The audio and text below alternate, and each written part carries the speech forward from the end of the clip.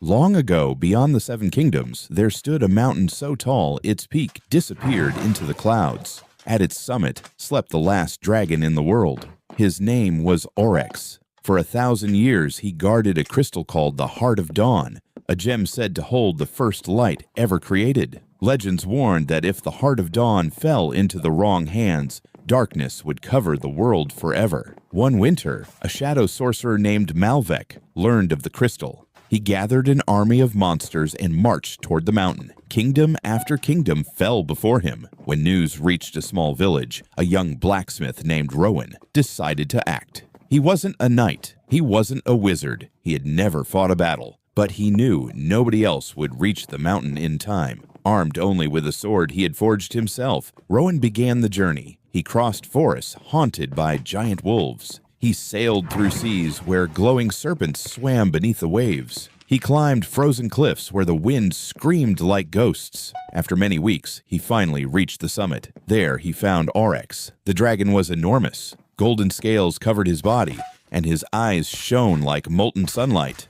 "Why have you come?" the dragon rumbled. "To protect the Heart of Dawn." Oryx laughed. "Many have said those words. Most wanted its power. I don't." The dragon stared at him for a long moment. Then he lowered his head.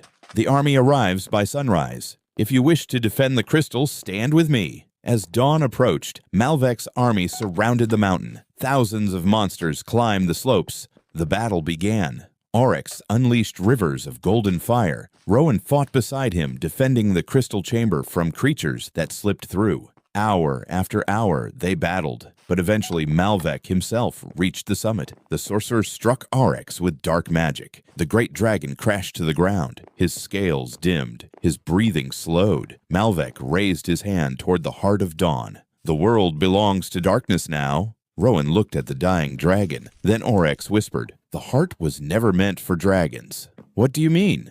"It was meant for a human brave enough to protect others." The crystal floated from its pedestal. Its light surrounded Rowan. Suddenly he felt warmth flow through every part of him. His sword blazed like a star. The darkness around the mountain shattered. Malvek screamed as the light engulfed him. In seconds, the shadow army vanished. The battle was over. But when Rowan turned around, Oryx was fading. The dragon smiled. "For 1,000 years, I guarded the light."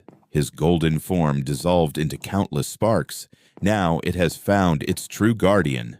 The sparks rose into the sky, becoming new stars. To this day, travelers say that on clear nights, a dragon-shaped constellation shines above the Seven Kingdoms, and whenever darkness threatens the world, the stars